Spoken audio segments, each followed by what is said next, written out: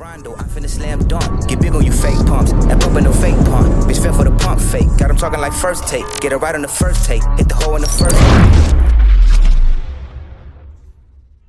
Mic check, mic check. Mic check. Oh, yeah, we good.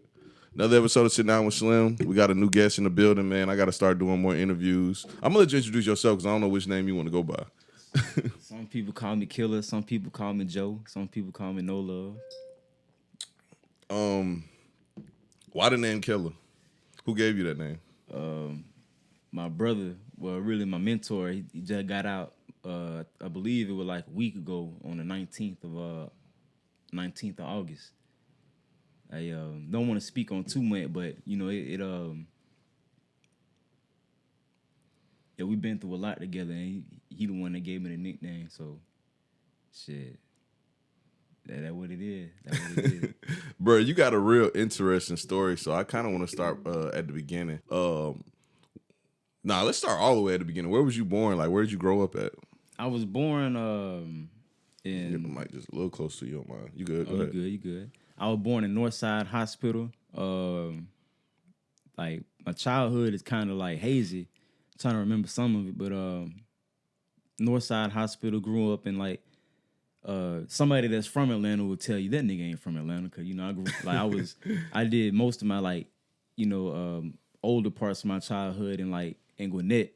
You know, a nigga from Atlanta be like, that's the fucking outskirts. But yeah. I spent most of my toddler years in like Snellville, somewhere else. I forgot. Snellville and somewhere else. But yeah, like I got a little bit older, went to, Gwinnett County, Lawrenceville. Yeah, that's why I was born, Georgia. Really Georgia, born and raised. So you're not from Augusta at all? Nah, not from Augusta at all, period. When did you come to Augusta? I came to Augusta February 23rd, 2020, when I was released from Augusta State. And I thought I was going home, but I've been away from my family so long, I guess they didn't know what type of person I've grown to be. So it was just like, you know what, you can stay, like you can stay out there type, you know what I'm saying? So I had to be released somewhere. So when I got released from Augusta State Medical Prison, they got me in a little transportation van on my release date and went straight from the prison, straight down Gordon Highway, all the way downtown. They dropped me off in front of the Salvation Army. Yeah. Damn. Oh, because you didn't have no release address. Mm-hmm. So that's what they do in prison. So hold on, let's rewind before we get to prison. How old were you when you first got into the system? 12. 12 years old? 12 so what years kind of kid were you before that? The kind of kid I was before that, man, like before the tattoos and before all the sins, I was just like, just being straight up with you, man, like a nerd, just wanting to play the game, watching porn, you feel me? Like watching anime, I was one of them kids, you feel me? Okay. Like, like I wasn't really, my only trials and tribulations was being bad and getting a whooping. That was the only thing I was scared of. I ain't had to be scared of guns in school because I was like one of the only black kids in my school, you know what I'm saying? So, Oh, you stayed in the good part of Gwinnett too. Yeah. Mm-hmm. Yeah. Yep. So I was, I had it made, man. I just, I had it made, bro.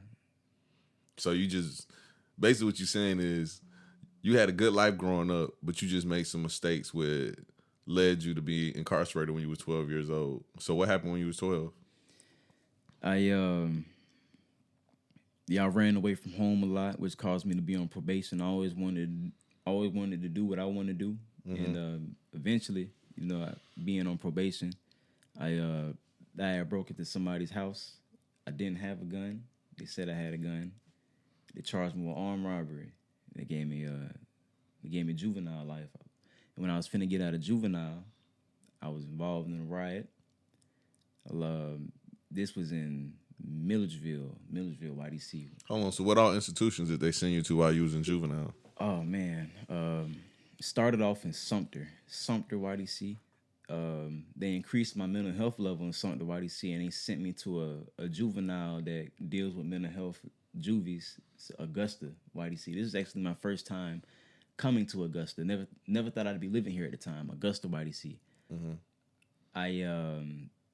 from Augusta YDC, I went to Milledgeville YDC. Milledgeville YDC was closed for a long time, for some years, but they reopened it it was supposed to be like they actually didn't call it YDC when they first opened it. They called it Milledgeville ITU, which was still a juvenile, Milledgeville Intensive Treatment Unit, for supposed to be the worst of the worst juveniles. But they reopened it January 15th, I believe. Definitely in 2015, they reopened it, Milledgeville ITU, and I was I think I was the 11th or 12th juvenile to go there. Was there for about a year, and I got on top of the building there. Yeah, I climbed the building, got on top of the juvenile facility. They was like, "Oh, he's bad. We finna send him somewhere else." So they sent me back to Augusta. Then I went to East. Why'd you climb on the building though? I forgot, man. It was something childish, man. I was How old were you? When I did that, I think I was either like 15 or 16. Okay. So they sent me to Augusta. They sent me back to Augusta. Like, hell nah, take him back. They sent me back to Augusta. Then Augusta was like, hell nah, we can't send him back here, so we finna send him over here. They sent me to Eastman. I went to Eastman, and then what happened? Yeah, I went to Eastman, then I went back to Milledgeville. They sent me back to Milledgeville because I was like, y'all supposed to be the intensive treatment unit for the real bad juveniles. So here you go, take this nigga back. So I went back to Milledgeville, and then by this time I'm turned 17. I'm still doing the same childish shit. Fast forward, start a riot, involved in a riot. Officers get hurt, property gets damaged. They charged me with like multiple charges, like stuff I didn't even do. They were charging me with, and so I'm in juvenile facility. I'm finna go home soon. Like, I think I got like a couple more months left. All of a sudden, I'm talking to an investigator. Like, you got some more charges? They asked me questions and stuff. Like, investigator office, like, and telling me my charges and stuff, and then like a month later, still in juvenile, police officers come in. Like, police officers come in the facility. They got handcuffs dangling from their hands. They pull up on me. I remember this. I'm sitting in a beanbag watching the TV in the dorm, and they read me my rights. You have the right to remain silent. Anything you say can be used against you. Blah blah blah, all that good stuff. And I'm like, damn, I'm getting arrested in jail. Yeah, I'm like that's like somebody that's already locked up. Like, you know what I'm saying? Like, so I was like, damn. Well, you know, I'm already institutionalized. I'm like, I don't give a fuck. You know, I'm already bad as fuck, institutionalized. I'm like, fuck it. You know what I'm saying? I'm not surprised, and then like my heartbeat, like it's not changing. You know, like nothing's changing. So I feel nothing. And so they take me to Baldwin County Jail. You know, I did about 8 months in jail. You know, they sent You was 17 at the time? 17. Okay. So they sent me to jail, and had a birthday in jail. Then they went to court. Then they sent me to prison. And I did 5 years in juvenile, 3 years in prison. And what was the major charges they gave you from that juvenile situation? Enticing a riot? It was aggravated. I had like 3 aggravated assaults on officers. On an officer? Mm-hmm. And I ain't gonna lie, like, they was trying to give me more time than what they did, but I ain't gonna lie, I cried in the courtroom, you know. I started, like a real nigga trying to get out of some trouble? yeah, I cried in the courtroom. I was saying all kinds of shit too, man. Like, I was when I was talking to my the district, the public defender, I was like, man, I'm a virgin. I was just saying all kinds of stuff, man. I just want to play the game.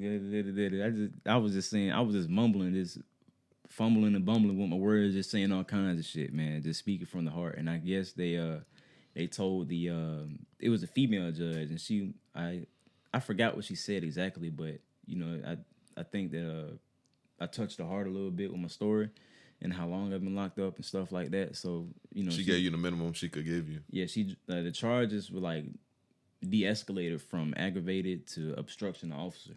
Mm-hmm. So I was real grateful for that. And with the charges being de-escalated, the seriousness of the charges being de-escalated, I could get she could stretch out and work up magic by giving me a lesser sentence. But for me to get minimal time, I had to get an ass of probation. Like, I'm on probation till 2041. Damn. So, I got a lot of questions. Yeah, Let's back up a little bit.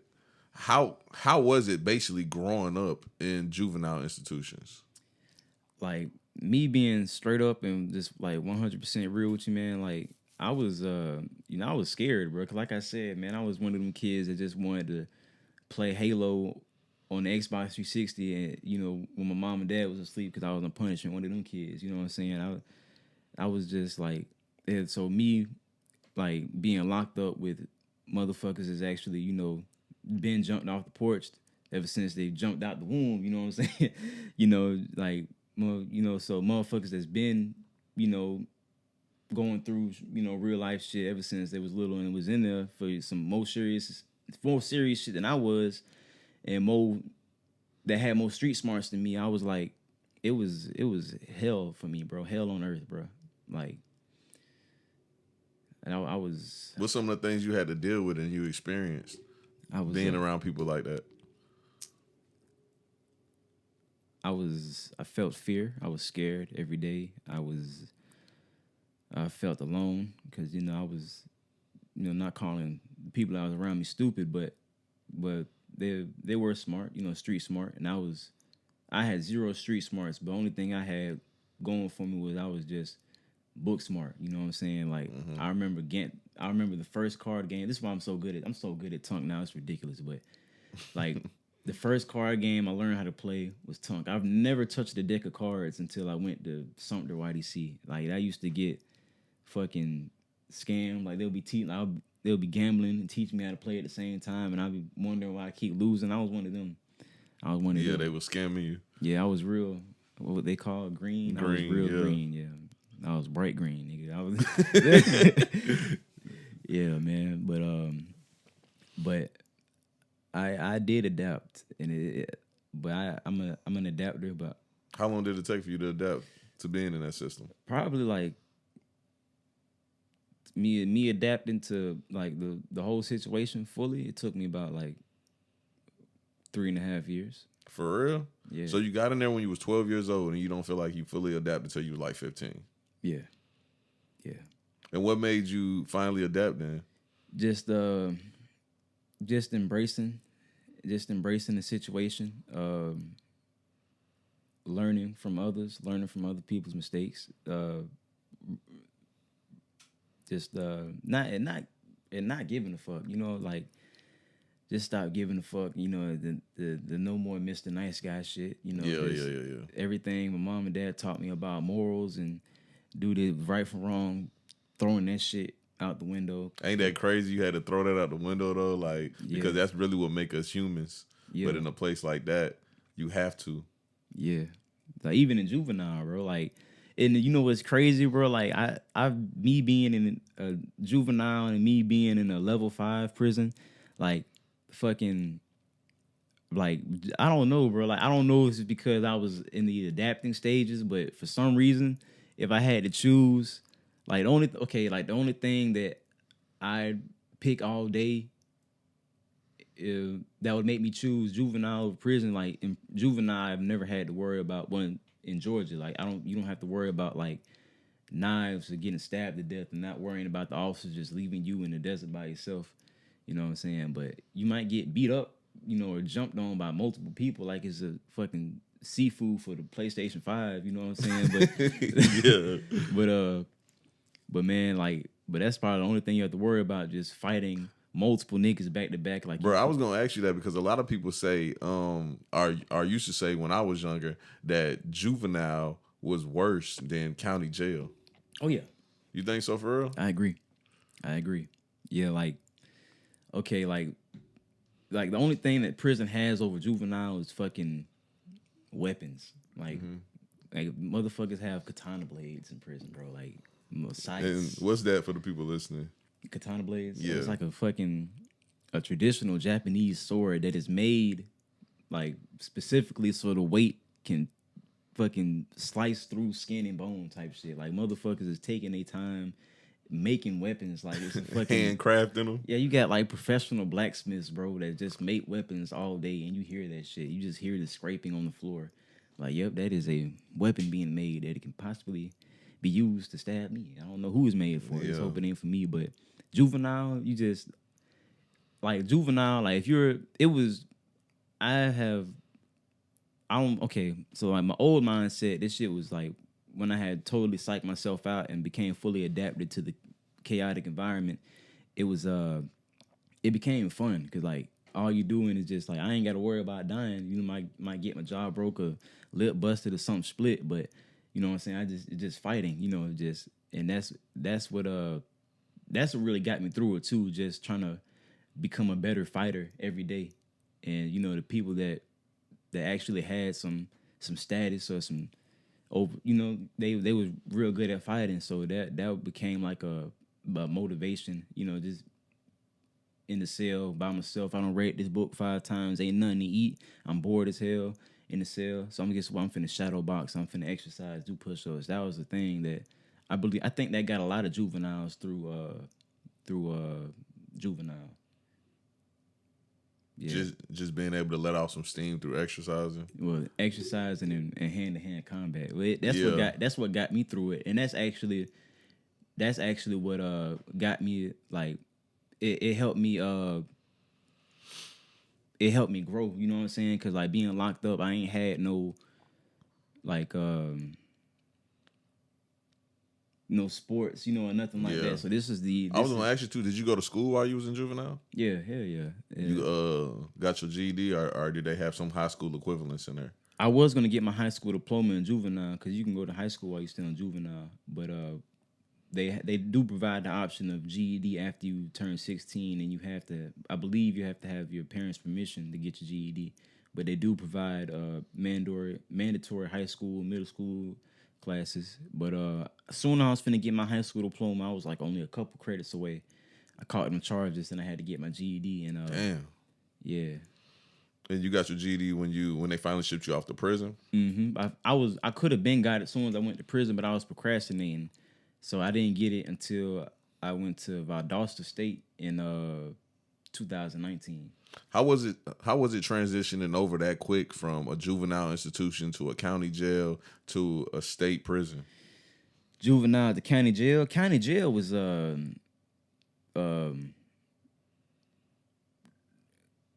was an experience. My first time going to county jail because I had actually got recently locked back up again for refusing mental health treatment because they were trying to put me on medicine. I didn't want to take it. They violated my probation, took me to the same county jail that I got sentenced in. But to answer your question though, the transition from juvenile to county, I actually felt safer in the county jail than I did in juvenile. I really did. Like. Yeah, it was some other juveniles in there too, and we were some bullies. We was bullying them old motherfuckers. But they weren't old. They were probably like your age, my age now. But like at the time, we was like 19, 18, so they older us. You know what I'm saying? It was I myself and my fellow juvies that was coming through. We was bad. They had to give us our own dorm. Either that. They did that and they split us up to like it was only 2 of us in each dorm, and we was still bad. I was like taking people's store call, and we'd already have a lot of store call from previous store days that we've taken store call. I remember I'm thinking about this one time, this one memory specifically when I was trying to take somebody's stuff, and he bucked on me. He bucked on me. He was fighting back. As he should, you know, his family bought him that stuff, you know, shit. You know, I'm thinking logically now. So he you know, he's fighting back and he ran out the cell. I got on top of him and I was just fucking like a dumbass. I'm on the camera. I don't know why I was doing this, but I'm on camera just on top of him like I'm playing UFC 4 for the PlayStation. Goddamn, just ground and pound. Yeah. With the elbows, man, with the fucking elbows on camera. And the captain told me, he was like, I'm not going to charge you. No. He said, I forgot what he said. But he's not the same captain there anymore. But it was a light-skinned boss guy. I forgot his name, the captain of the jail. But he was like, I forgot what he said exactly, but it went something like, I'm going to like he gave me a choice. I can stay in the hole till I get transferred to prison because I already caught my prison time, or I can, do these 3 days because he couldn't. I don't think he could legally keep me in the hole for over a certain period of time without letting me out if I've been good in the hole. So I'm gonna give you a choice. You stay in here till you go to prison, or you do your whole time, let you out. I'm gonna charge you for what you did. And I was like, you know what? I'm gonna stay in the hole till the time. I don't need no more charges. Shoot, how long you was in the hole? Bro, like I did my birthday in the hole, bro. Like it was I turned 18 in the hole. I did like maybe a month and a week in the hole, I think. And that's not that bad then. I got a homeboy that was in the hole for 6 months straight. 6 months. Yeah. He only had 6 months to do in county. He did it all 6 months in the hole. Damn. Like the most I've done in the hole like was 9 months. And that straight, like consecutive. Like how did that feel? Oh man, like it's some people like that's done like more time than me. So to the people that's been in the hole longer than me that's watching this, don't make fun of me about the 9 months that I did. But for me, like man, bruh, like it's crazy because like you like just like getting locked up and you have to adapt. It's like you have to adapt to being in the hole. Like you know what I'm saying? Like my mind is like, I'm trying to think of the best way to express the thoughts. Like I would look forward to breakfast, lunch, and dinner. Like I said, throwing away the morals. I would, jack on the female officers or the female nurses. Unless they weren't eaters. The eaters are, just the code for the ones that will watch you and let you do what you're doing. Books, man, I'll read the same book about like 5 times back to back. Let me ask you a question. So you referred to them as the eaters. What do the type of women that let the inmates jack off in front of them, what do they typically look like? Because I picture them being like some ugly, busted, fat bras. Just... Yo, like on some real shit, man. Like I wouldn't do that now because I got out and I readjusted to society. Yeah. But like you like I'm trying to give you an honest answer because my mindset while I was locked up, I'll think of a girl that's like a woman is like a 5.2. I might give her 2 extra points just because I'm locked up. So I might let's say about 4 extra points. Yeah. A 5 in prison gotta be like a 5 on the streets gotta be like a 9 in prison, dog. Yes. And a 9 on the streets probably is like a 30 in prison. Yeah, probably. Yeah. Like, bro, like I've seen like me going back in time, like from juvenile to like county jail to prison, like all the one I've never seen a 10. I've never seen a 10. Most I've probably seen was like an 8.5. Yeah. Being honest, like an 8.5 or and they probably work in like processing. Like not even processing. They might work the control booth or they might work a dorm that's not that violent. But yeah, like the violent dorms, the thunder dorms and shit like that, they get nothing but niggas every time. Every time. I used to hate that shit. Niggas every day. I used to wake up and hope it's a different officer. It'd be the same nigga with the big ugly ass nigga with the goddamn beard and shit.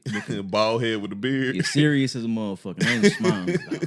It's bad. Like sometimes it just be the officer in the dorm that determine whether it's gonna be a good day or not. If it's a bad bitch in the booth, well, let me be more specific. A 5.4 in the booth. You know what I'm saying? It's gonna be a good day.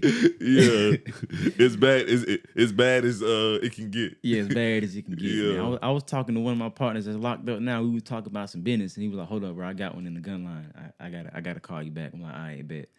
You already knew what time it was because you've been through it. Yeah, that should be making a motherfucking day, man. Especially like one conversation from a female officer. It might depend on how the conversation goes. It just might make a nigga whole day, man. Especially me being locked up a virgin. Yeah, too. I was just about to say that, especially because you got in the institution when you was 12 years old, so you was a virgin throughout the whole thing. So I already know, like, when you were a teenager dealing with those hormones and they raging like a motherfucker.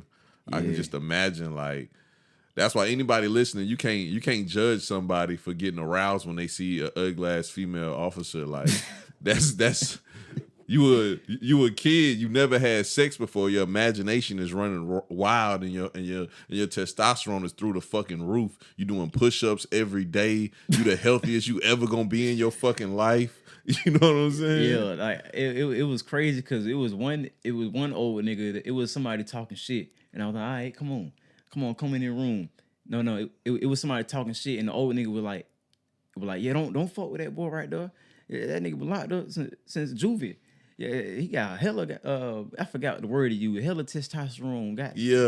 He said it's basically the same shit you saying. He like, don't fuck with that boy. Yeah, you got a lot of strength built up. Don't fuck with him. I'm telling you, bro. That's biology, bro. Like that's why, bro. They tell you leave them young kids alone. Like, bro, I'm gonna give you a perfect example.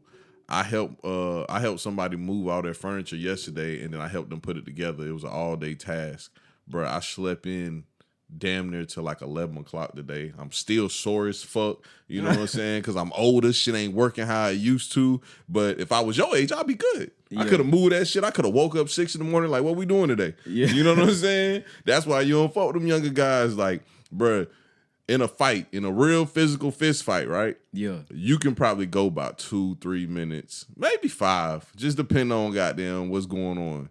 Me? Bro, if my adrenaline kick in at the beginning, I think I can go for 20 seconds. If my shit kick in, like let's say that shit kick in at the very beginning, I'm gonna start getting tired at like 12 seconds. You know what I'm saying? But if I get a second spurt of energy, I might can go like 10 more. Bro, I wasn't expecting this. You a big nigga, so bigger than me. So nah, I'm a big nigga. Like, so what you had to like the cheat you probably just had as soon as you feel yourself getting tired to like grab, wait for your energy to goddamn. Oh nah, I'm gonna tell you, bro. The last couple fights I got into, and I'm not gonna sit here and act like I'm no fighting ass nigga, but I'll tell you, it's crazy too. The last fight I got into was the day I met you. Oh shit. Yeah. Before or after? Were you talking about like the first time we met? Yeah, the first time we met when you had just got out of prison. Yeah. I got into a fight because that same night y'all had left, we had went out, I got drunk, I went to sleep on my homeboy couch, and somebody came over there and basically he stole my cell phone. And I'm just confused or whatever. I'm like, whatever. It's not even a big deal. It's a fucking cell phone. I don't give a fuck. You know what I'm saying? Yeah. But I want to say like a month went by and I was walking downtown. It was First Friday. And one of the boys that was with my homeboy, he walked up to me. He whispered me. He was like, hey, Slim, that's buddy that stole your cell phone. All right, so now let me get to the point of telling you how this 20 seconds works. So I'm a big nigga. I used to be in shape like a motherfucker. Like that's why they call me Slim though. Growing up, I was your size growing up. But I gained an ass of weight probably when I was like probably like 27, 28. And I got in shape like a motherfucker when I was like 29. Then I gained the weight back a couple years ago. But this how you do it. This how you do your 20 seconds. So I seen Buddy, and I walked by him like there was no issue. I just walked by him. Then I turned around, and I hit him from the side. Yeah. Because that's how you save your time. Like, and you got to hit him as hard as you can. So you know, goddamn, now to fight a little uneven because he a little woozy. You good. Yeah. You know what I'm saying? So now, you know, you got like 15 seconds left. Yeah. He stole your phone, so he broke the rules when he did that. And in my 15 seconds, I front kicked him and then I elbowed him. So you gotta cheat when you only got 20 seconds, bro. Yeah, shit. You got to. So ain't no fair goddamn one-on-one. He cheated when he took your phone. Shit. Exactly. But yeah, bruh, what made you get the tattoos in prison, and like where did you start at with the tattoos? And most importantly, how did you come with the decision to tattoo your face, knowing you was gonna get out and be a convicted felon? I'll never forget this. I got my first tattoo was the cross in the county jail, and it was a small cross. It wasn't even a big cross. Oh, not the one on your face? Nah, I had to get it redone because it looked like a plus sign at first. I'm gonna keep it real. I had a plus sign on my forehead, man. It was a dude in there. He had a grill. Now that I think about it, I remember how he had a grill. Yeah, but anyway, Yeah, he told me he didn't want me to do it, and he was like, he fucked it with me, and he was like, but he was getting like real mad and upset. And now that I'm older, it was because he was getting mad because he really cared, not because just on some childish bullshit. It was actually bigger than what I. It was big. It was a bigger picture that I didn't see until I got older. But he told me like, all right, I'm gonna let you get the tattoo, but do me this favor. He was like, just remember that I told you. No, he said when you regret the tattoos, the tattoo on your face, just remember what I told you. Just remember my face every time you feel that feeling of regret. And now it's not like I just tried to remember it just because he told me to. It's just like, damn, he was speaking facts, and I just have no choice but to remember him. What exactly did he tell you though about the tattoos? He was like he didn't tell me, like he told me so much. I can only remember so little because I was going through a lot at the time. But I remember shit like, bro, you young, like he was a street nigga. He was like, so he was talking like, bro, you young as fuck. That shit really stupid. Come on, bro. You weren't raised like that. You don't need to get no tattoos on your face. What you gonna do when you get out? Shit like that. I wasn't really hearing none of that shit. But at the time. But did you deal with that a lot? People saying like you wasn't raised like that and you ain't built like that or something. Did you deal with that a lot? Like when I first like got locked up in that first time period, it was like I was still finding myself. I dealt with it, but not as much as you thought, because like even though I was even though I was doing like bad like shit, like even though I was turned up or doing shit that somebody would classify as turned up activities.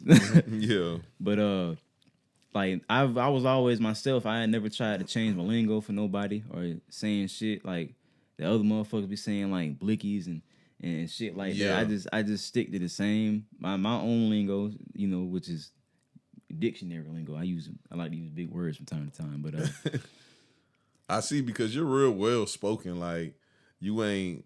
If somebody just met you, besides the tattoos, they wouldn't be able to tell you just got out of prison. Now, when you first got out, yeah, oh yeah. I get that a lot, especially from the females too. Like, I thought you was like this, but you really turned out to be this. You so sweet and shit like that. But I my whole time, to answer your question, like my whole time being locked up, I've never tried to be somebody that I wasn't. You know what I'm saying? Especially when I started finding myself, like, 'cause I could turn up and I can like anime. I could turn up and I could still talk to bro about video games. You know what I'm saying? So, like I kind of found I really wouldn't say balance, because it ain't nothing balance about goddamn acting a damn fool to the max every day. But yeah. But I always stayed in touch just a little bit with who I really was. I never fell off the deep end 100%. Not 100%. Nah. I knew what I liked, and I knew who my parents raised me to be. So I knew I wasn't from where them niggas was from. You know what I'm saying? So I wasn't finna goddamn say shawty or none of that. I don't talk like that. I don't think like that. I don't act like that. Shit. Nigga, I like video games. Nigga, I like goddamn cartoons, Adventure Time and shit like that. That this is what I was thinking about at the time when I was a kid. So those were my interests. You know what I'm saying? Like, so like I was still a kid. I was still a kid in the suburbs. Just I gotta adapt, so I have to fuck y'all niggas up if y'all, you know what I'm saying? Yeah. So shit, yeah. Just because of your situation. How'd you end up at a medical prison? I forget. Okay, so when I first went on mental health records, it was from when I was in Sumter. But I forgot what I did exactly. I think that's the thing about being incarcerated, whether it's juvenile or prison. Like, rumors, like, they can either work in your favor or they can work against you.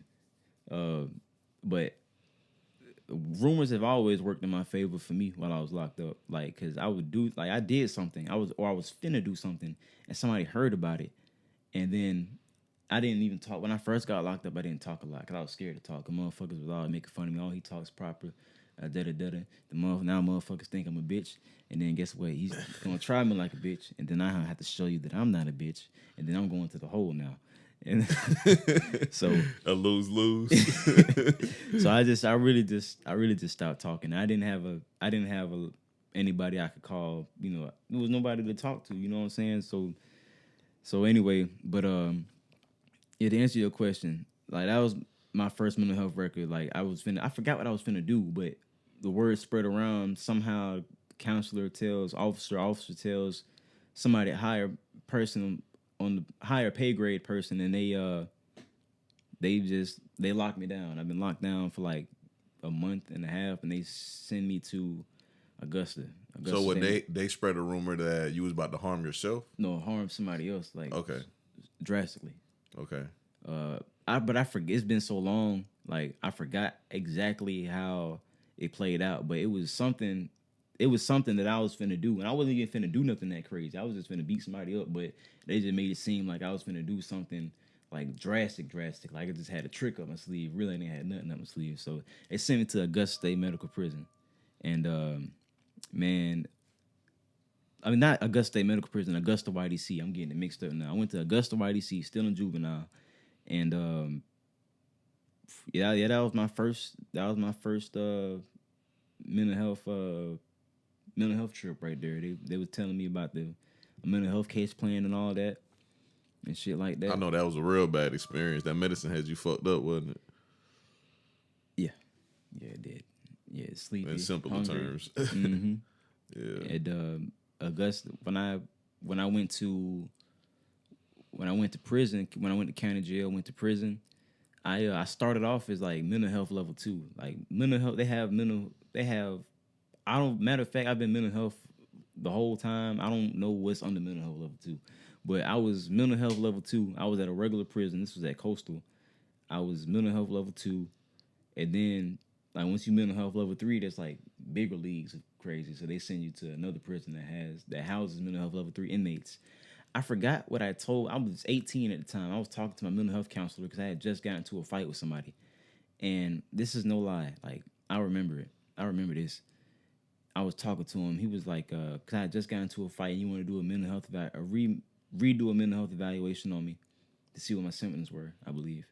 And he told me, he asked me, he was like, what are your like, what do you want out of life? I told him a life story and stuff, and then after I told him a life story, he was like, what do you want out of life? I was like, man, I just want, this is what I wanted at the time, because I've been locked up since so young, you know, so that what my dreams and wants is just like, it's still the same. You know, I haven't had time to develop my mind in a different way besides just being an animal locked up, you know, in this goddamn tough guy contest. Yeah, so I told him, yeah, man. He asked me, what do you want out of life?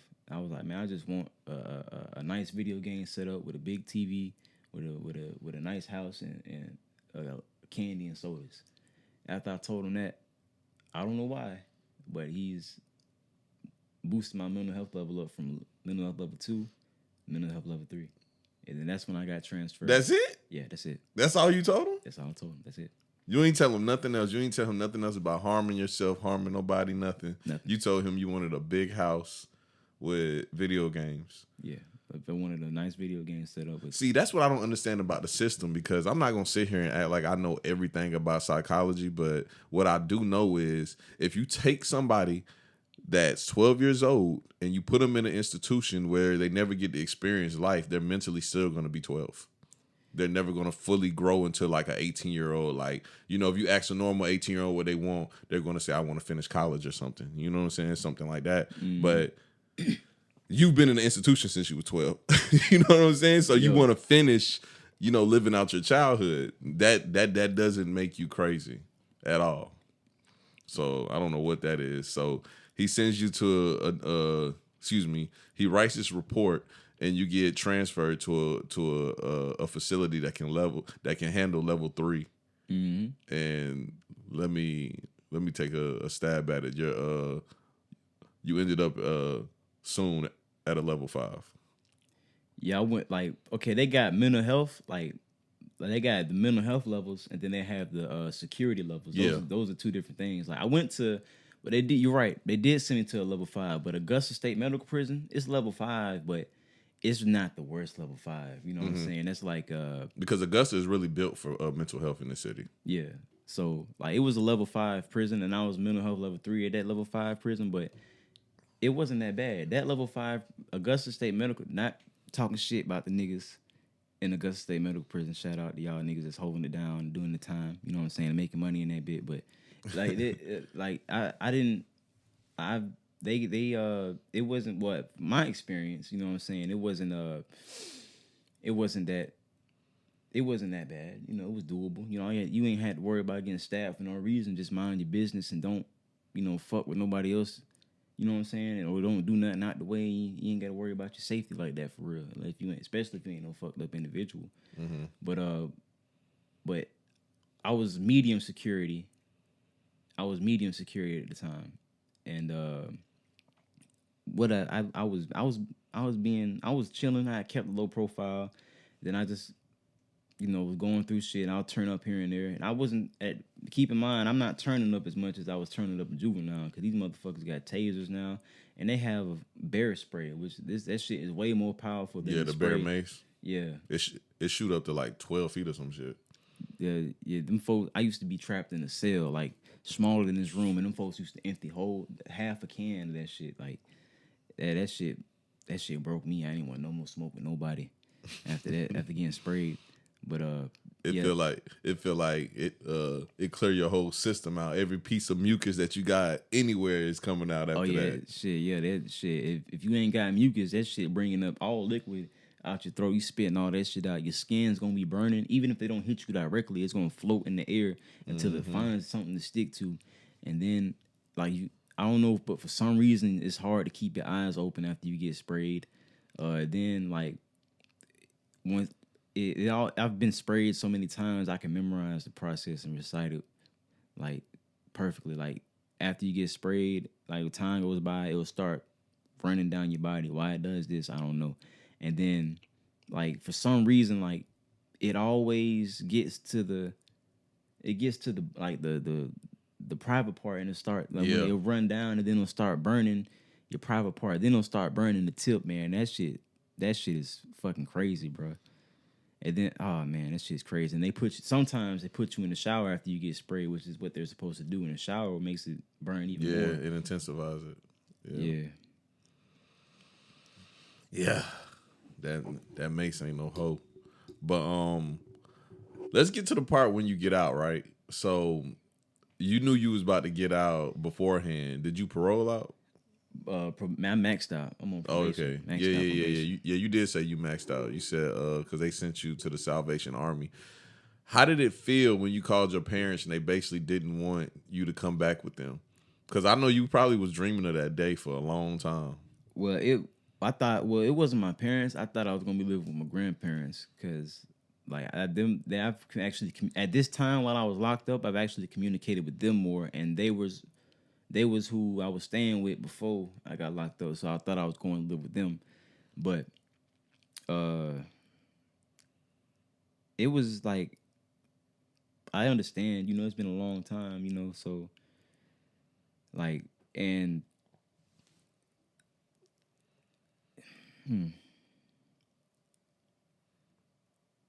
I understand, and it makes me sad at the same time.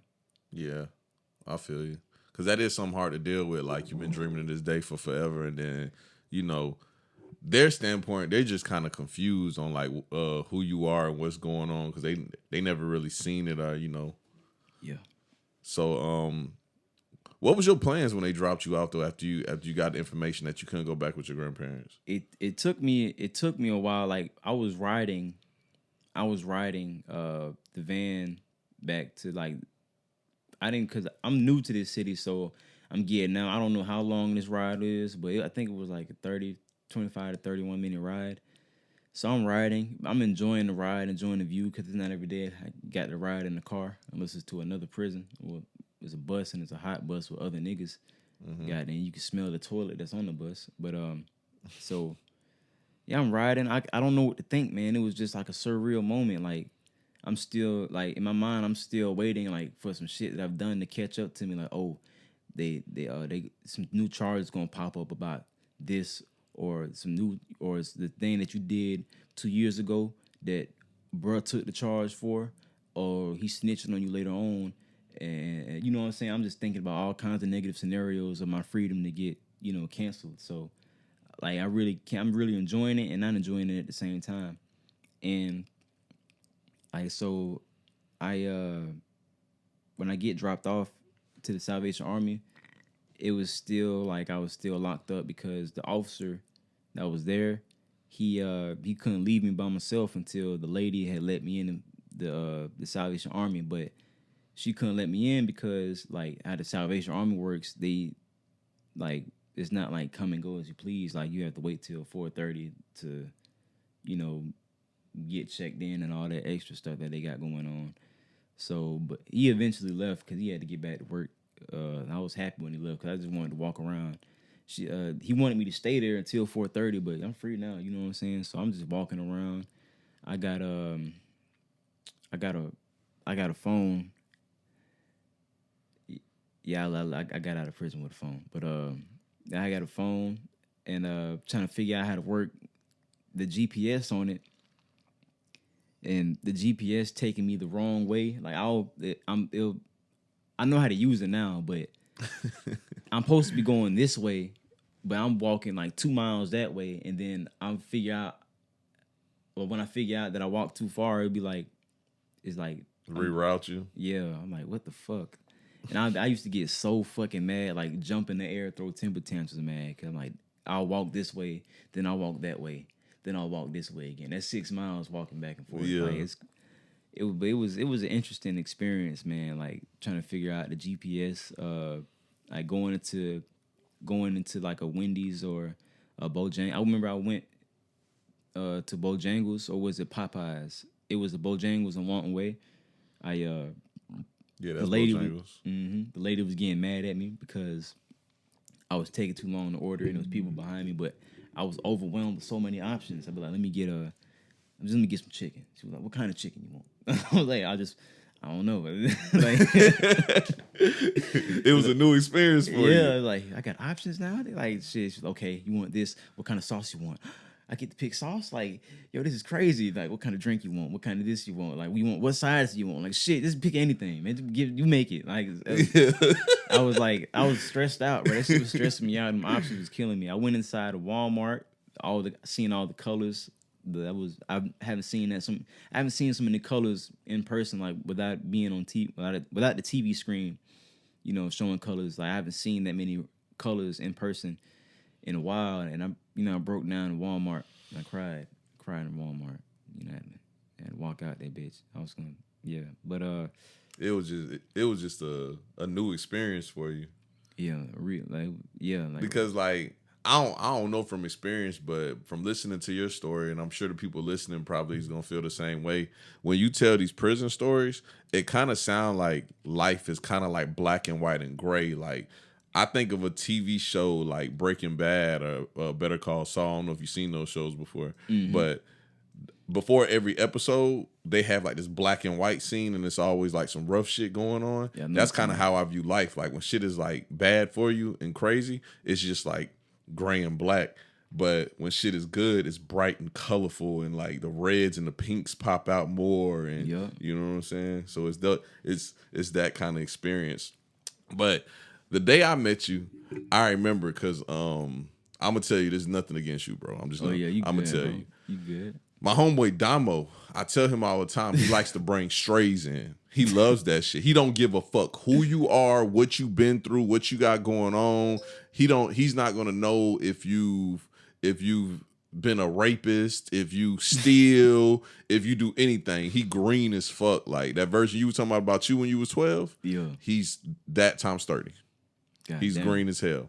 So I walk in, and it's you, and it's a white boy. He got prison tattoo, and y'all obviously just got out of prison. Yeah, I can tell. But I ain't tripping because I'm just not tripping about stuff like that. So then that's when I started talking to y'all, and y'all both just kept, every time I said something to y'all just looked at each other and started giggling.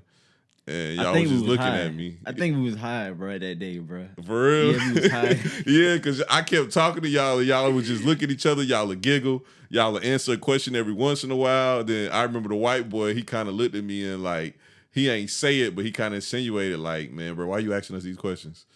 And I was like, nigga, I'm just curious, nigga. You know what I'm saying? Like, we just sitting in this bitch. I want to talk about some shit. You know what I'm saying? Yeah, we was just sitting up there, bro. I was bored as hell, bro. Yeah, y'all wasn't saying nothing. I was like, nigga, I'm a talker. So I'm like, nigga, we gonna talk in this bitch. Ain't shit else to do. Shit, I remember exactly what I was thinking about, bro. I was going with a girl that I had met at Wendy's. Like, this is the first girl that I fucked that worked at Wendy's. But I don't know what it is about me, bro. But it's like, I don't know. It's just like, when I can't pull bitches, I just go to Wendy's and I'll just pull a bitch that works there. That's like a cheat code, bro. That's what it's come down to. You know what's crazy? That's what I used to do when I was like 15. When I was like 15, 16, that's what I used to do. But like, this is like the first. It was McDonald's for me though. But yeah. The McDonald's always got the hoes. Passing out the McNuggets to the people that's passing out McNuggets. Goddamn. But like, this is like my first girlfriend type shit. So like, is it first? I think so.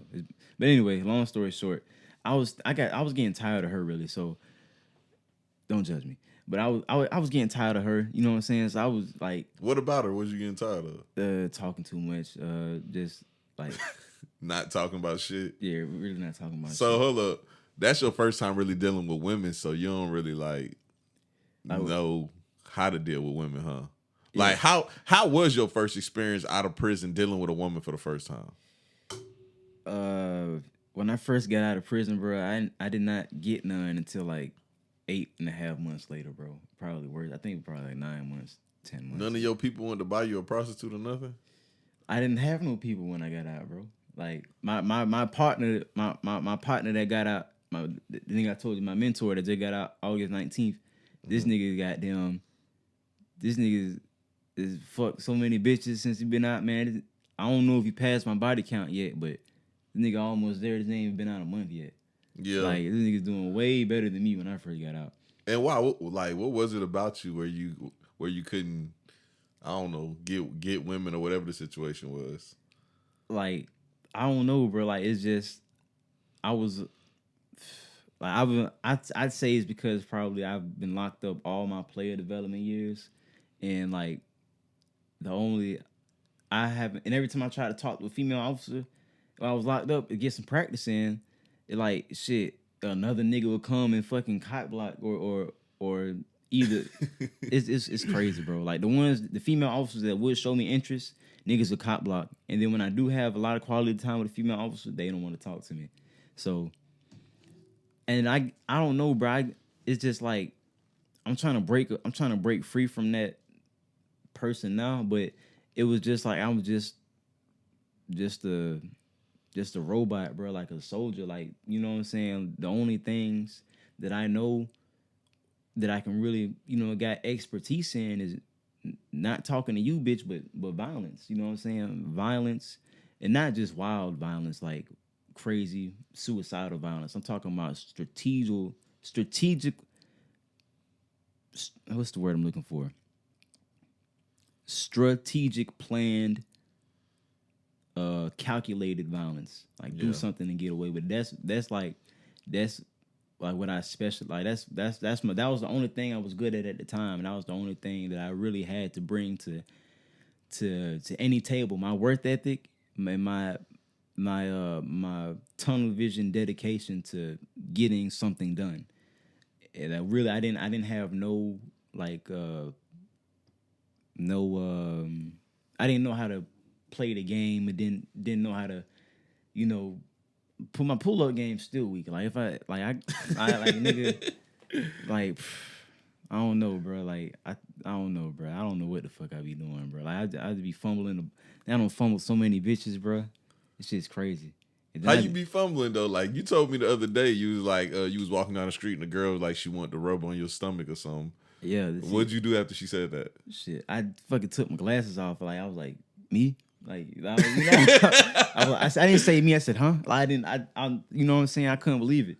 You know what I'm saying? So, yeah, like. And what did she say after you took your glasses off, though?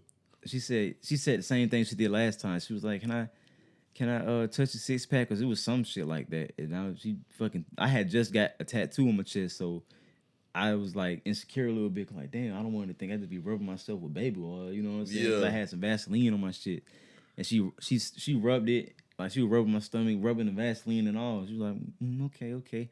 I forgot exactly what she said after that, but I didn't even ask for a number. I just kept pushing. I ain't get no social media, nothing. I consider that a fumble right there. Yeah, that is a fumble. I ain't gonna lie, because you had you one. Yeah. And it was the day before your birthday. Yeah. You would have had you some box on your birthday. You'd have been good. Some guaranteed box. Yeah. Yeah. It's all right, though, man. You're going to get better. Oh, yeah. How are you doing with the women now, though? You feel like you're getting better? Your game probably, like, straightforward, too. Like, you probably walk up on a girl and be like, hey, I like you. I would like to, get to know you. But that's my partner's game. Like, my partner he got the bold game. This nigga bold. This nigga bold in business, and he's bold with the women, too. Like, with me, I don't know what I be doing, bro. I just be like on some flip the coin type shit. And then if I feel like I'm at the point now though, based off of breakups and pain and recent pain and suffering, I'm just like, fuck it. What's an analogy I can compare it to?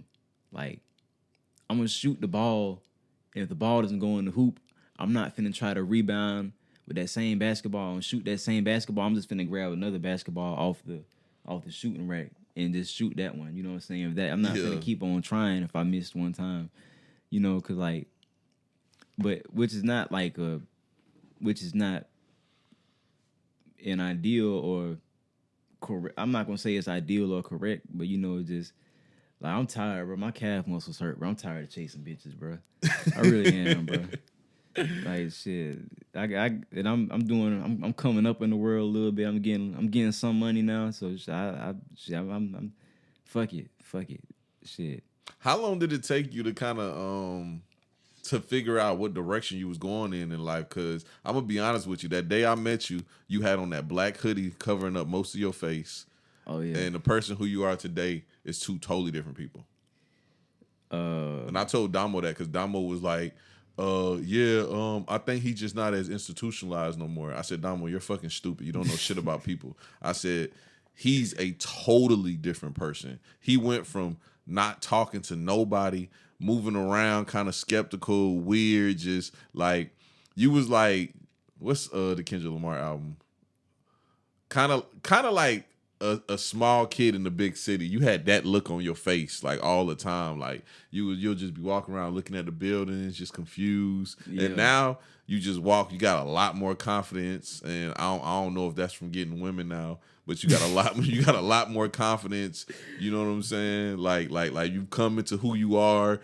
I seen you a couple times after the first time I seen you too, and you always just had on all black. Now you wear brighter colors. You know what I'm saying? Yeah. Like, how did you get into that person? I think it's because I found a little bit. I'm finding bits and pieces of myself through through broken relationships. Like every ex that I had, I become a better person after the breakups. Just a lot of self.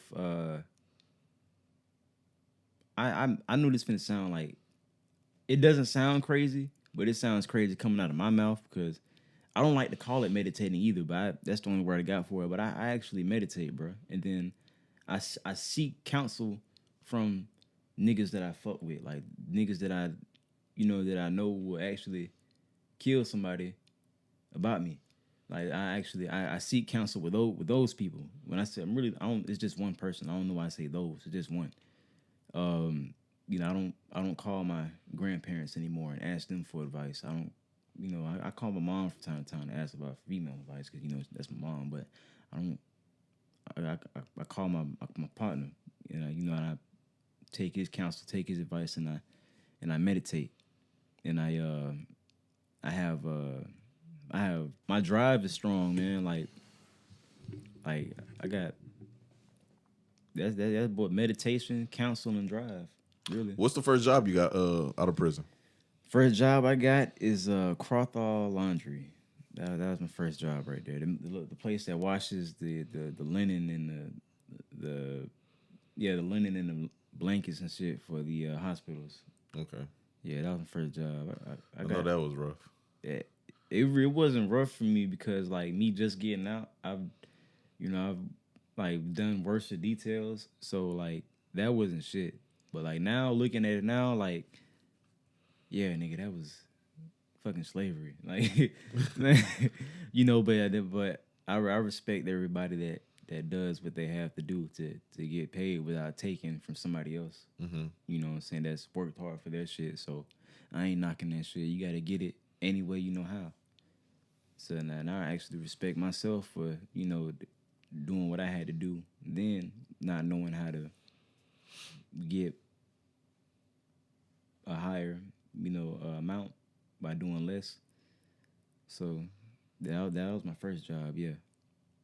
And where'd you work at after that? After that, I went to I was working with a guy that was like he was an old guy. But he knew how to do everything though. He could build a house from like the ground up. Like he just knew everything, like about electricity, about carpentry, about. How'd you meet him? I met him through a lady that a stewardess that I knew in prison. She gave me his number, and but went from there. I had quit. 'Cause he was talking shit, and then he said, "If you can't handle the heat, get out the kitchen." And I told him to stop the car. And I got out the kitchen. You got out the kitchen for real? Yeah. Damn, that's crazy as hell. And then he pissed you the hell off, huh? Yeah, he did. And it's crazy because I forgot. I just remember the ending of the conversation. I forgot what it was about. I think it was like female related because he was trying to tell me that. I think he was trying to tell me that one of the clients that he was working for, like, she likes you, man. I'm like, man, she don't like me, bro. And then I guess he was trying to boost my confidence or trying to shut him down. And then I said some dumb shit. And like, I don't remember the exact words, but I just know that I said some dumb shit. Then he started talking shit. And then I said something. And then he said, if you can't handle, I just remember the last part. If you can't handle the heat, get out of the kitchen. And I told him to stop the car. Yeah, I remember that part. But the job. So it really was just some bullshit. Yeah, it was just some bullshit. I talk to him now though. Yeah. But the job after that. What did I do after that? I think I started working at. I think I went back to the Crowthall Laundry place. I done went back and forth there like 5 times. I quit and came back so many times. But why is it just something you can do and get some money? I was still adapting. Like I couldn't keep a job when I first got out for shit. I think I left there and went to Hooters. I went to Hooters, and then I was working at Hooters. I quit Hooters, went back to Hooters, quit Hooters again, went back to Hooters. And then I fucking went to Wendy's. Yeah, I went to Wendy's, quit Wendy's, went back to Wendy's, did the same shit. And then I forgot what happened and just missed a period of time, but I started working at another Wendy's. I done switched up on the gang. I done joined forces with the other side. I went to another Wendy's on the other side of town. And then I started working there and I became a manager there. I quit that shit. I forgot why I went after that. I started renovating houses with a dude named Mr. Martin. Yeah, Martin Washington. Yeah, he a good dude. Nigga got like over like 50 houses in Augusta. Like, but yeah, I fuck with bro. Like, how'd you meet him? I met him through the dude that I think I met him through the dude that told me to get out the car. Like if I can't handle the heat, get out the kitchen. I think I met him through him, I believe. But yeah. So I've been working with him, and I started working at Hooters again. So I renovate houses in the morning time, and work at Hooters at nighttime. And I just full-time grind. Yeah, full time. And you rapping now. Tell the people about what got you into rapping. Oh yeah, shit. Just like I really like I really fuck with a lot of instrumentals that'll be on YouTube.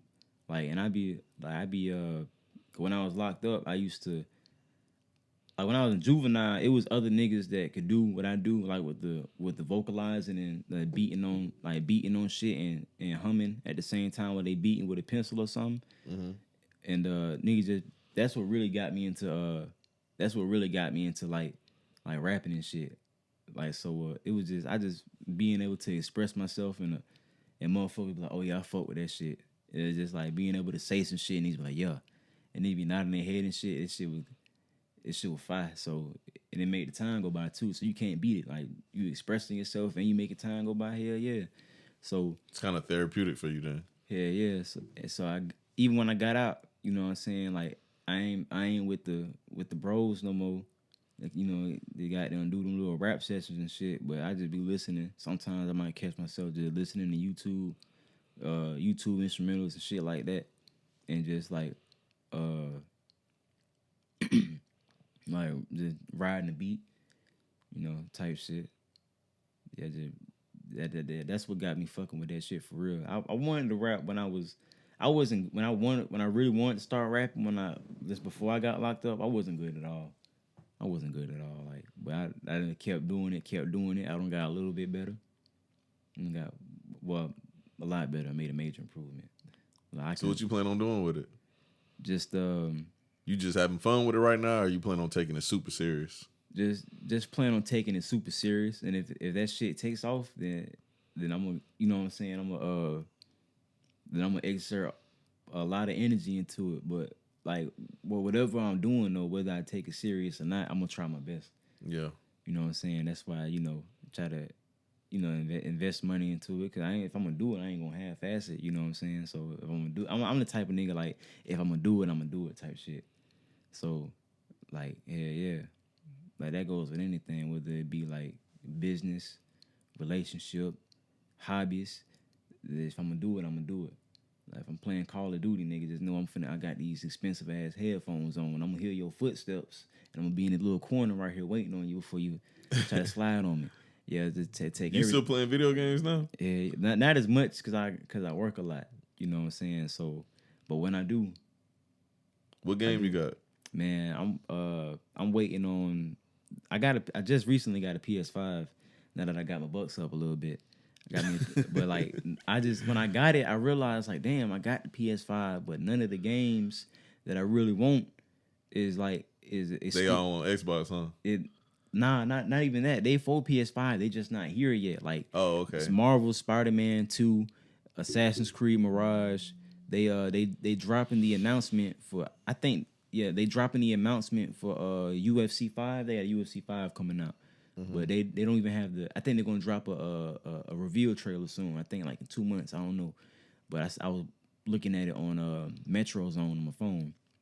And it's a lot of other games. Kill the Justice League, that comes out.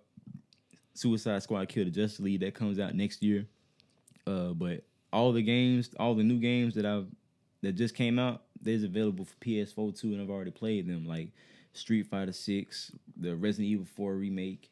What else? I think that's really it for real. Bro, so everything you've been through in prison, you still was in love with video games. Oh yeah. Yeah. You ain't did you play games in juvie?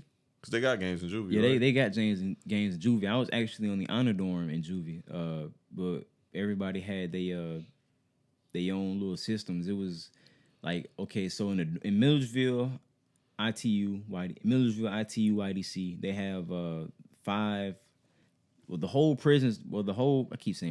juvenile is now open. It's just one part, and that's the part. Like, Millersville is so big that you have to actually, when they open the gates, you have to drive through the facility just to get to the lockdown part, and they barbed wire and razor wire that. That's like, okay, let's say this whole neighborhood is the facility. You got dorm, but only making this house the facility. Mm-hmm. That's how big it was. So they only made one building the facility, and it was really the lockdown dorm when you get in trouble. But in each dorm it was like 5 people.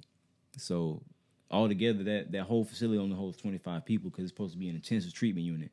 But they did have one honor dorm. It was called the Step Up program, and they only could hold 5 people because there's only 5 people per dorm.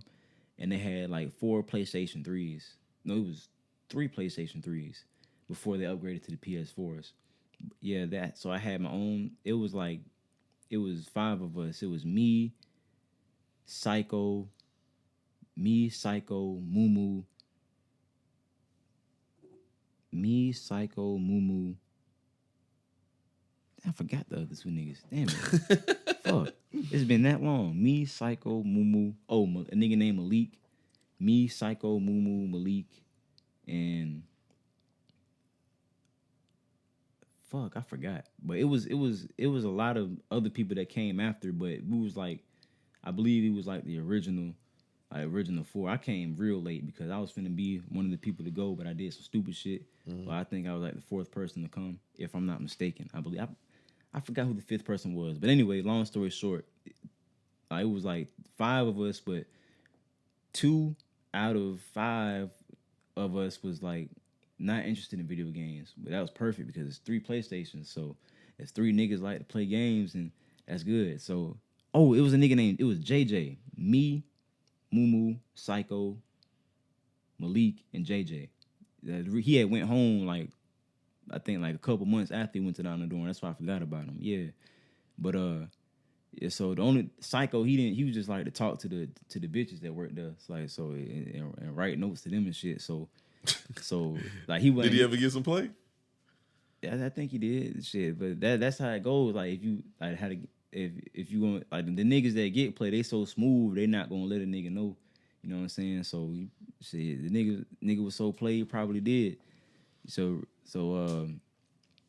he wasn't really a video game ass nigga. So I'm like, cool, that's one nigga. That's one less nigga I gotta worry about. Yeah. So it was me and JJ. We was sharing the same PlayStation 3 until he went home. But I had access to it by myself at nighttime because on the cell they had the big windows on the top and the bottom, and I'll just turn the game to my room and I'll play it with the wireless controller, play it through the TV. Yeah, but but to answer your question, yeah, they had games in Juvenile, and I was playing the fuck out of them bitches. I done beat every game they had. So that's your save place, basically. Yeah, yeah. Like just to like take my mind off of what I got going on. So what else do you enjoy? You like video games. You like rap now. What else do you enjoy now? Shit, I like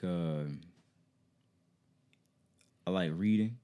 And I like, I'm doing random shit now. Like, I'm to a point where I can afford to do random shit. So I'm just going to do random shit. Like when I just talked to you about skydiving earlier, I want to do that shit for real. I want to go skydiving. I want to take my mom to Puerto Rico, like probably sometime beginning of next year. I want to, go. I've been to a skating ring before.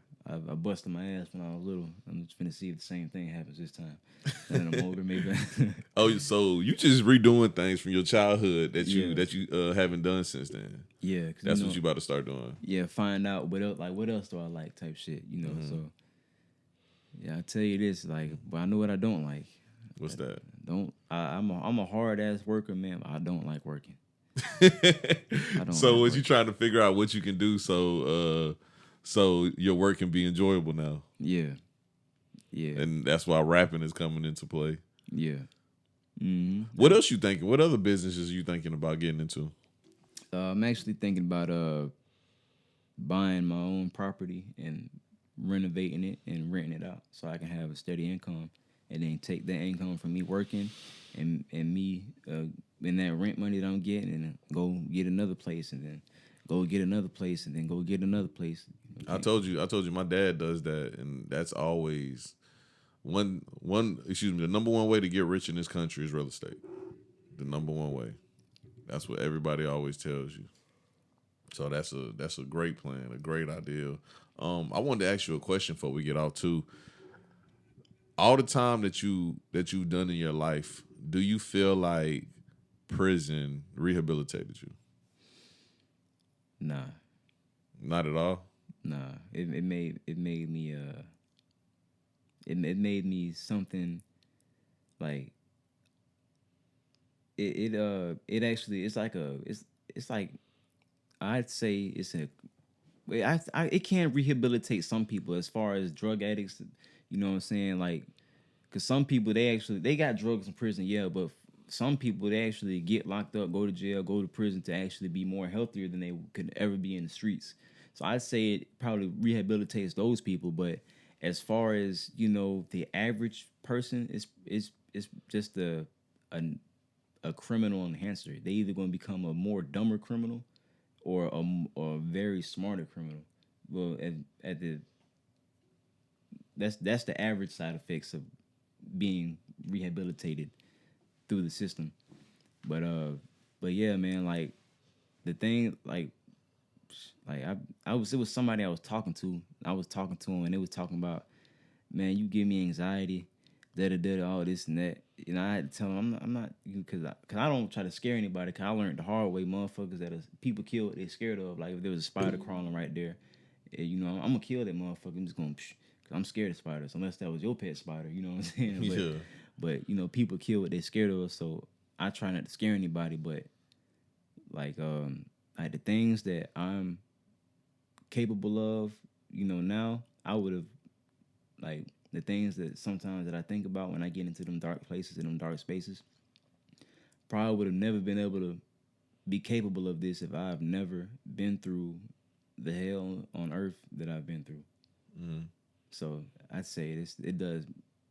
Any correctional facility does the exact any rough correctional facility does the exact opposite of rehabilitate. The exact opposite. Mm. So at 12 years old, when you was going through what you was going through and making the mistakes that you spoke of, like running away from home and things like that, what do you think could have corrected your behavior outside of prison?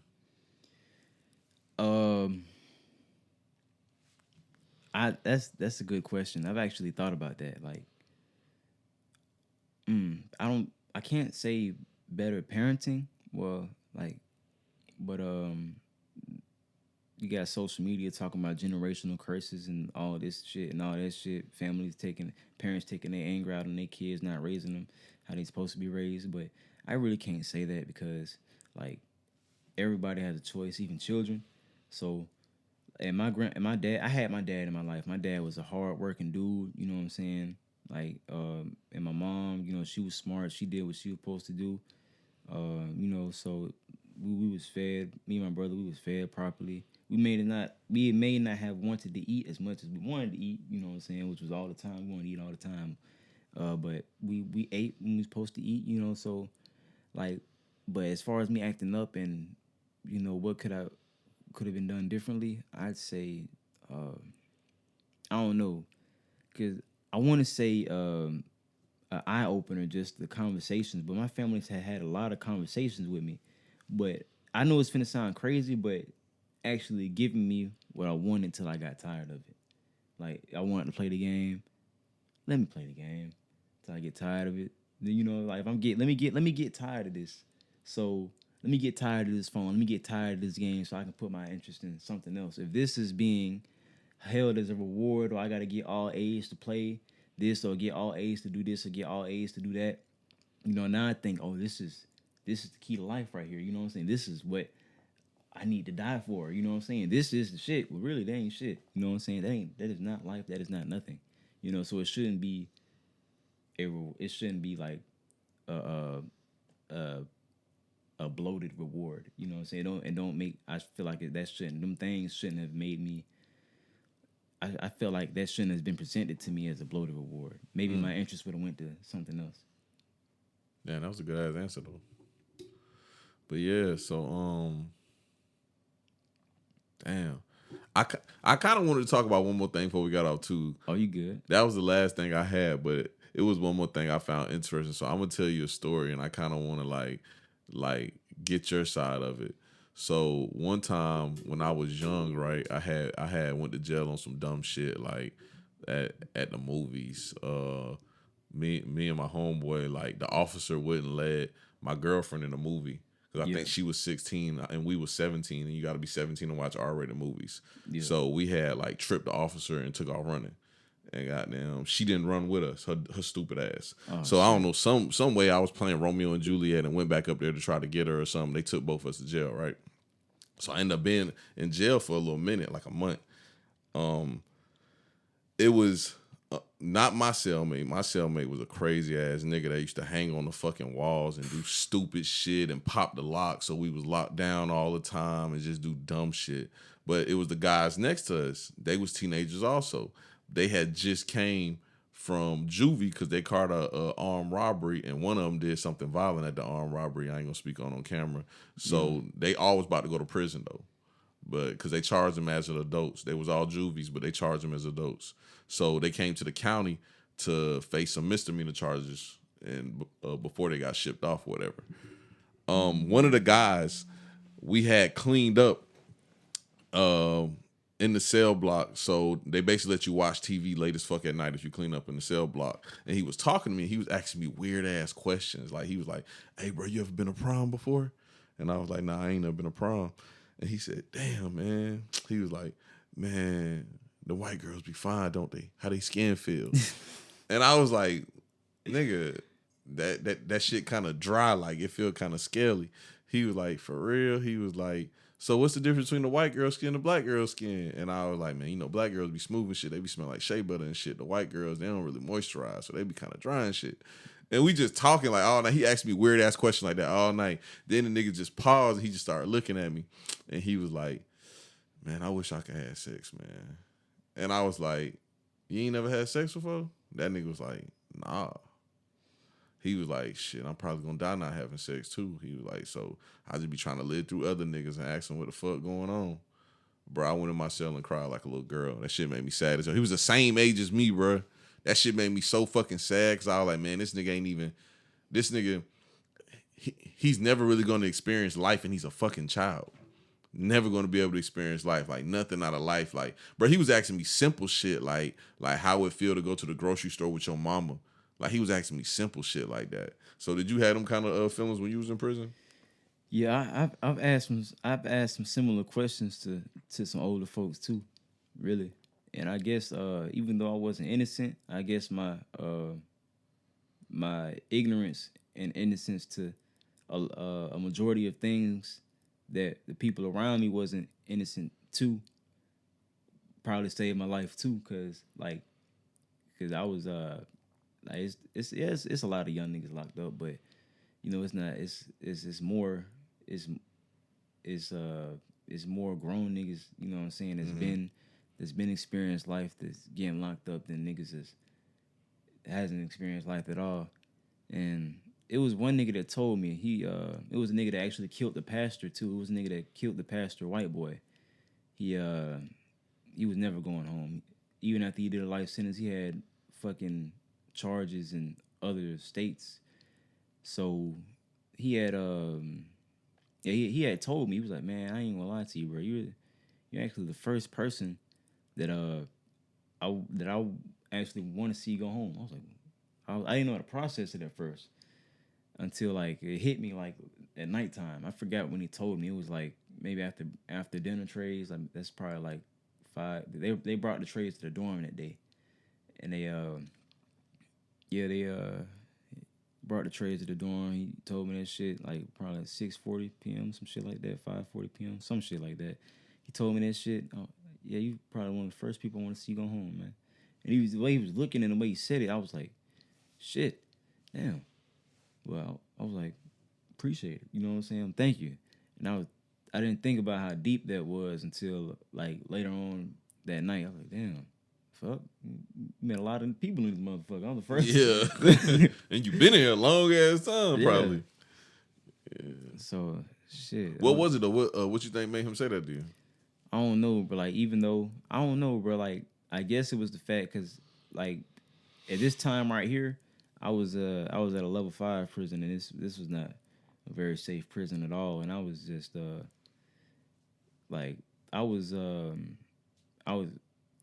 doing crazy shit, like I was beating niggas up, taking their shit, tied one nigga up, made him drink piss and eat shit, and then I was like, but even though I would do all that shit. Like when it's time to come out that mode and just to be casual and kicking shit, I would, the shit I would talk about, the way that I talk. I guess it was the shit I was talking about and the way that I talk and the way that I socialize with him. You know what I'm saying? And just, I guess you got to see what kind of, because once you've been locked up for a long time, especially in a rough prison, your judge of character has to be on a whole nother level, a whole nother tier. So I guess his judge of character was just, I guess he judged my character and seeing that I was, not with what I was, not my actions. I guess he seen that I wasn't what I was doing. Yeah, basically a victim of circumstances. Yeah, and actually seeing that I was really a good dude, man. Cause like, I would take a nigga shit, and then I'd give like 75% of that shit away, not because of fear or buying friends or nothing, just because I was really naturally good-hearted type shit. Whenever I did have something, so I don't know. And that I guess that means a lot coming from a nigga that killed the pastor and had multiple bodies. But that shit fucked with me for a little while. Like damn, I gotta be a good person. If he does have a good judge of character, then that means he doesn't want himself to get out. That's why he said that. Yeah, probably so. But yeah, bruh. See, I knew you had a good ass story to tell, and you was a perfect person to tell the story too. This went exactly goddamn how I was hoping it happened. Yeah, I had to jump on. I had to jump on the opportunity, man. I was like, shit, podcast. I've always wanted to be on a podcast, and it's not too many times where opportunity is given to me since I've been free to, tell my story. So like I can't shit. I'm gonna get you on the podcast with the rest of the guys so we can just talk topics. So you ain't gotta go down memory lane again. Oh yeah. I got you. Yeah, most definitely for sure. But yeah, man, appreciate y'all for listening. That's all we got. We out, man.